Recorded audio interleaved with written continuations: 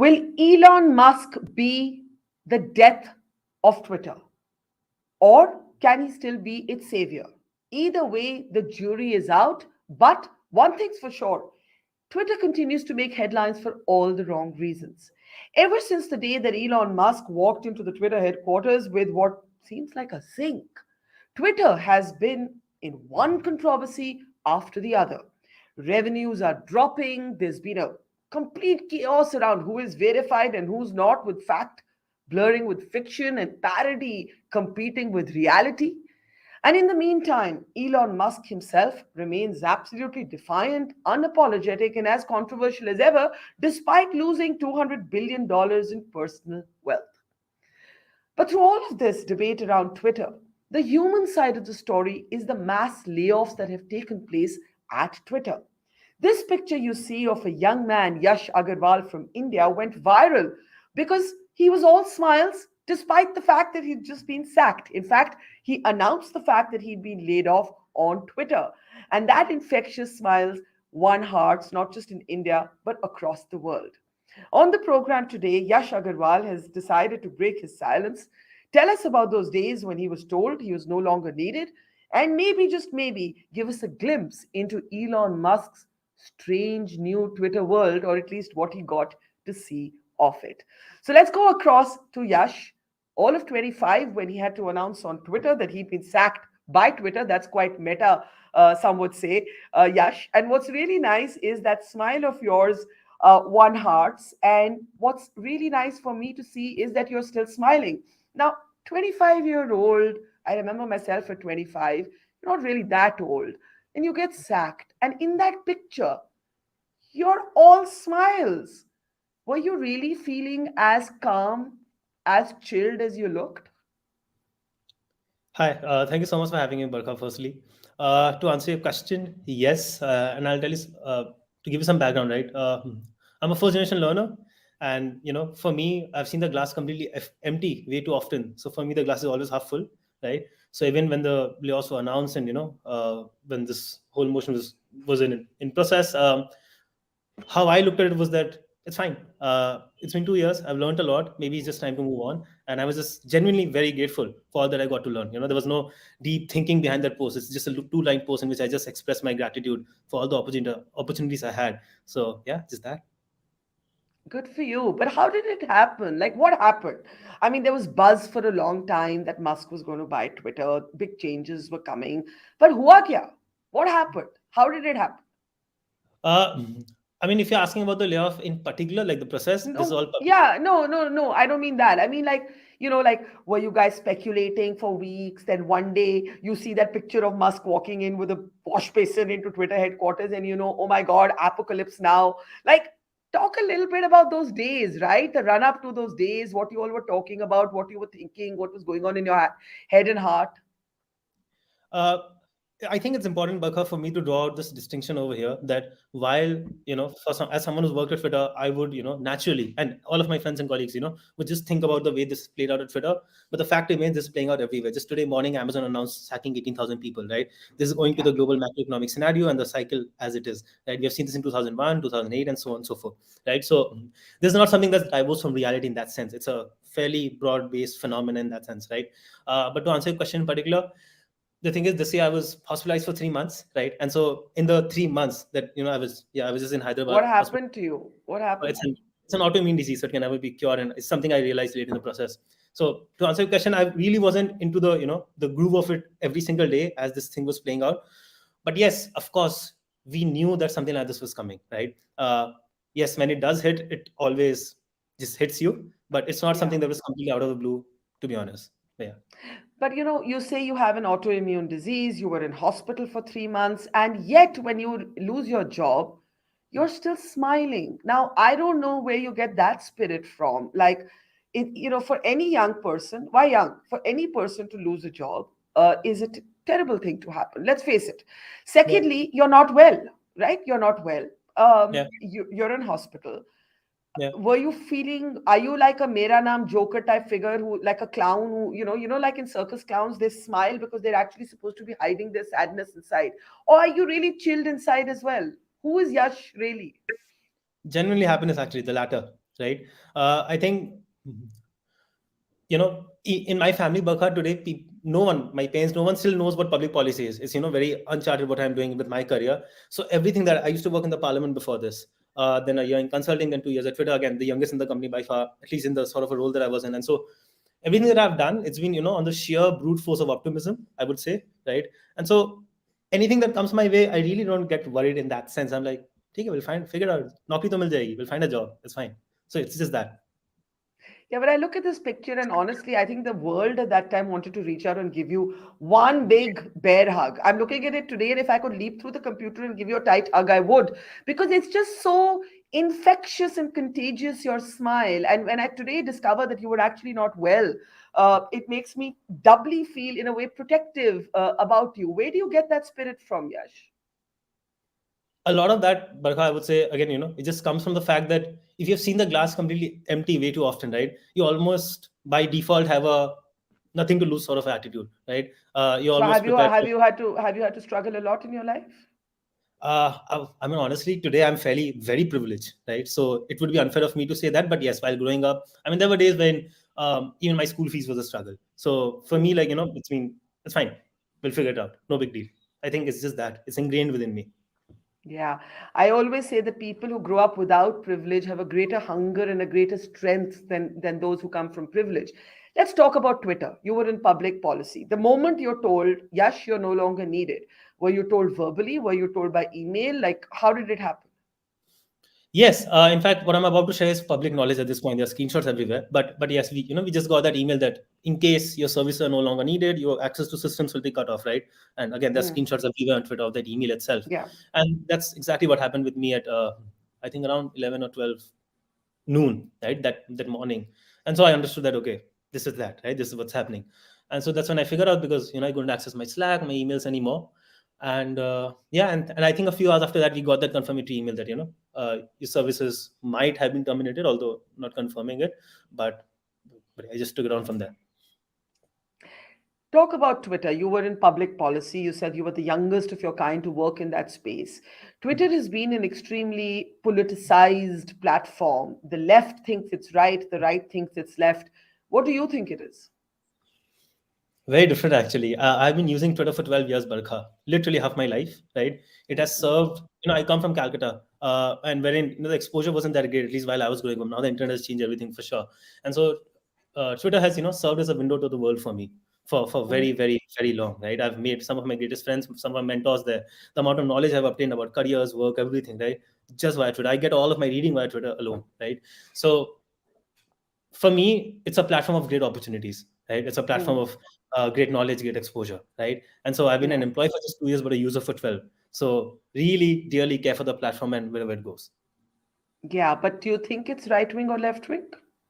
I generally don't have an opinion on that because I'll tell you something very honestly. People get startled when I tell them that I get all of my reading from Twitter and they're like, it's all trash, right? And I'm like, no, it solely and wholly depends on how you curate your feed, right? I mean, social media Yeah. can be a very useful ally or something that just destroys your time as well. So it depends on how you curate your feed and how you go about it. Yeah, I agree with that. I do a lot of my reading from Twitter, despite the trolls, despite the toxicity. I've found some great friends, I would say, on Twitter, some great reading materials, some great new guests for my shows, lots of story ideas. So I agree with that. But Elon Musk, what do you think of him? Did you admire him from afar before he bought Twitter? I mean, he's a maverick. There, of course, things we can disagree and agree about all sorts of individuals, right? He has changed entire industries for sure, right? Be it Yeah. getting to the space or electric vehicles or what have you, right? To be honest, this was very uncharted territory for anyone, right? Not just for Elon, I would say, right? Social media, very different from everything that he's worked on as yet. I honestly did not have any particular opinion, so to speak of, because I was just like, okay, let's see how this plays out, right? In a company, right? And something I newly discovered over the past 2 years. There are always layers of, hierarchy and, management and the structures in place and all of it, right? There's a manager, there's someone above that. Like there's a great deal of structuring, right? Which ensures Mhm. a sense of continuity, right? Be it work, be it, objectives and all of it. So like, it's fine. Even if someone at the very top changes, for it to flow down and, for things to play out whichever way people want it to, it'll take time and it'll be modulated in that sense. So, yeah. But you're giving a very careful answer. The point is, Elon Musk is not. I think, going to come and find you and hunt you down and punish you for your honest views about him. So let me try this again. Do you think Elon Musk can improve Twitter? Or do you think there's any method to his madness? Because there's a clear, crazy, zany energy. He's defiant. He's not exactly a cautious leader. He's volatile. Is there any method to his madness, you think? Like, what do you pick up from your friends who are still inside of Twitter? There's something Elon keeps talking about himself a lot, right? Which is first principles thinking. Again, we can agree or disagree about how you play it out and how you implement it, but a lot of it's my personal understanding. A lot of what he does comes from the first principle thinking base of it, right? That be it engineering teams, be it servers, or be it whatever, right? He's like, do I need it? Do I not? Or whatever. Honestly, I don't think I'm qualified enough to get inside his mind and say how he thinks, right? But from my limited understanding of whatever I'm able to see from the outside, of course, a lot of it is very direct and just with a, let's just say, a bias for action, to put it that way. But but Yeah. yeah, Yeah, but you worked in public policy. There's been whole storm over who's verified and who's not. And Musk decided that $8 could get you a blue tick. And that led to some hilarious moments. There was a verified account for Jesus Christ. There was a verified account for God. There was a verified account for Elon Musk, an alternative Elon Musk. And I mean, we saw kind of hilarious things sort of unfold that really, in a sense, called Musk's bluff on the workability of this. For example, we love apartheid. You're seeing some of the examples of this sort of the spoofing. In a way, Twitter was trolled by its users, right? And some to some very dangerous consequences, including a sort of pharma company, a fake account of a pharma company announcing reduced prices for insulin. What did yeah. you make of this whole blue tick controversy? I understand where he's coming from in the sense. I think the whole idea was democratization, as he put it, right? Hmm. That people with the blue tech are an elite, a cabal onto themselves, right? With nefarious designs or what have you, right? And the other was, of course, that Twitter has to reduce its dependence on advertiser money, right? This is something I agree with, by the way, fully, right? Yeah. That we need a more sustainable source of income, be it subscription or I don't know anything else that there is. So I think it was a mix of both of these things. Um, we all have seen how the implementation has played out, so I do not wish to comment. But uh, Hmm. I but I mean, think he's there's just had to increase political ads because revenues dropped. So it obviously is bombed. yeah, but then you can't. There's a lot of political advertising that's not allowed on Twitter either, right? So it's a catch 22. Yeah. But, do you think people should be charged for a verified account? The thing is, the moment everyone can access something, Barkha, it loses its elite status, right? If I'm not saying that was the intent behind having the blue tick, that was to prevent impersonation, right? But Yeah. that's how the blue tick, in my opinion, evolved to become, right, a status signifier. So as long Hmm. as, insofar as people will pay for a status signifier, the moment everyone can access it, right? It's like if you're everyone's friends, you're no one friend, right? In that sense. But the thing is, a common man will only buy it as a status signifier because they are not being impersonated anyways, right? So yeah, doesn't make sense. What's the story behind, now that you're out of Twitter, you can finally tell us the truth about this. Why are some accounts frozen in their follow account? Mine is. I'm at 7.1 million followers for the last 5 years. And all the right wing people say, hey, we're being shadow banned because, we're right wing. I'm not right wing, I'm not left wing, but I've been shadow banned, I think. What is the story? Is this algorithmic? What's the story? Is somebody deciding this is the freeze? How does this work? Honestly, Barkha, two things. Number one, there are some genuine cases when, and this is all out in the public, that we run sweeps on the platform for bots, to detect bots and just purge them out on the service. So sometimes people's follow count do go up, but then they fall down because, we are purging bots out of everyone's follow list, right? So Hmm. that's a natural cycle which keeps on going. Beyond Hmm. that, this whole thing about shadow banning and all, to be honest, I never came across it, right? During my time at Twitter, right? So why I does it never believed. happen? Why does it happen? I'm not saying it happens. I'm not saying that. Well, I'm living proof that it does. But let me ask you this: trolls and Twitter. Twitter hasn't been able to do shit about trolls. Pardon my French. Why is that? Some of this is because it's a it's a product problem, right? At the end of the day, that you have Hmm. to detect these trolls, right, and purge them out. And to do that at scale, you inadvertently, right, sometimes purge out genuine comments, right? So it's about the Yeah. false positives and how you make that balance, right? Hmm. But then the other bit, and this is something we have seen even as a user, right, even before I joined Twitter, that anyone who wants to create havoc on the service is always one step ahead of norms and regulations and product changes that you put in Yeah. place. You put something in, they find a way around it, right? I'm not saying that that absolves anyone of any sense of, anyone of any responsibility to do better on the service, but yes, it's a bigger problem. And one thing, I would love for people to understand that in social media, the product is the content moderation, right? It's not the platform that anyone can come and say anything, because that's easy to build, right? The product is the content moderation, where you can create a feed, a platform where conversations are healthy, and it's a safe space in that sense. So it's always a bigger problem to solve, especially at Yeah. a scale that it's in. Now, you clearly loved your time at Twitter. What scares you about what might go wrong with Twitter at this point? There was a whole tamasha over the Twitter files. That was another very polarized conversation, at least in the West. I'm not sure how closely it was followed in India. What worries you? Is it the politicization? Is it the polarization? Is it something else? What worries you about Twitter's future right now? This is not the answer you're expecting, but I'll be point Okay, go blank for honest it. about this. Nothing does. And I'll tell you why.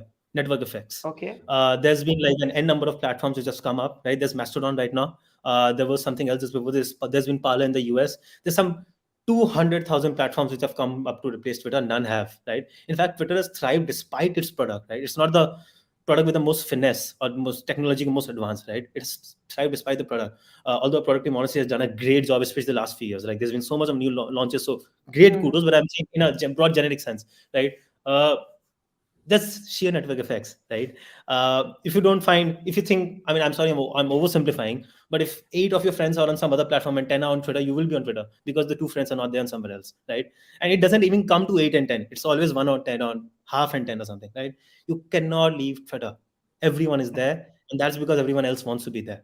As simple as that. And you're still on Twitter despite having been laid off I by Twitter? 100% will be there Okay, forever. I want to end with by going back to that picture that really caught the world's attention.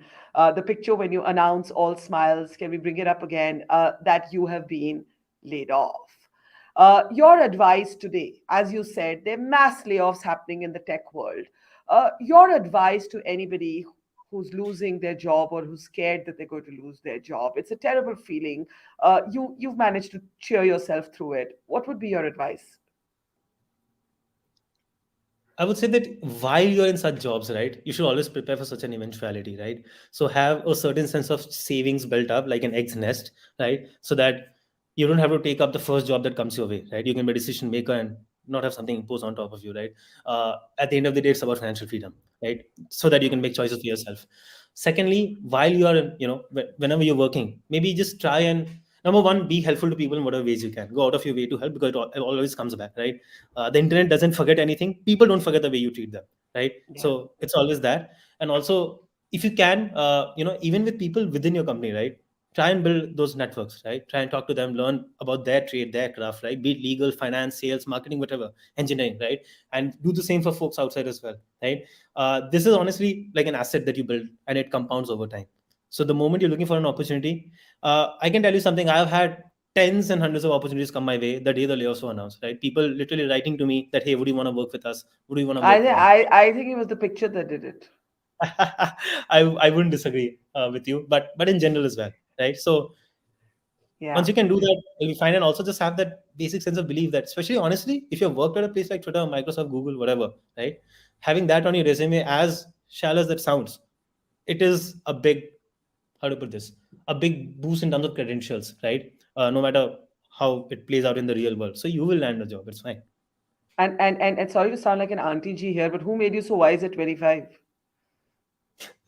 I don't think I'm wise, but I'm trying to learn. What next for you, Yash? I have started a consulting firm of my own, Barkha, and I've been running a non-profit for the last 3 years as well in the public policy space. It is called Public Policy India, in fact, publicpolicyindia.com. And I'm starting a consulting firm. And I'm also building out a policy school so that we can get thousands of young Indians into the political space, policy space, and, tell them that policy matters, politics matters, and you should study and you should get into the space and, work up the systems that we are a part of. I've always believed in mind over matter, and I think you exemplify that. I think if your mind is strong, there's almost literally nothing in life that you can't actually surpass and actually be better at than when you fall and scrape your knees, as they teach us in school. So good luck to you. Thank you for sharing your stories, and look forward to seeing what you do next. Thanks, Yash, for talking to us. Thank you so much for having me, and please take care. Speak soon. Take care. Take care. Bye. It's great to see you here. Thank you for watching our work. If you haven't subscribed yet, don't forget to click the bell icon and subscribe to Mojo Story and support independent, robust journalism.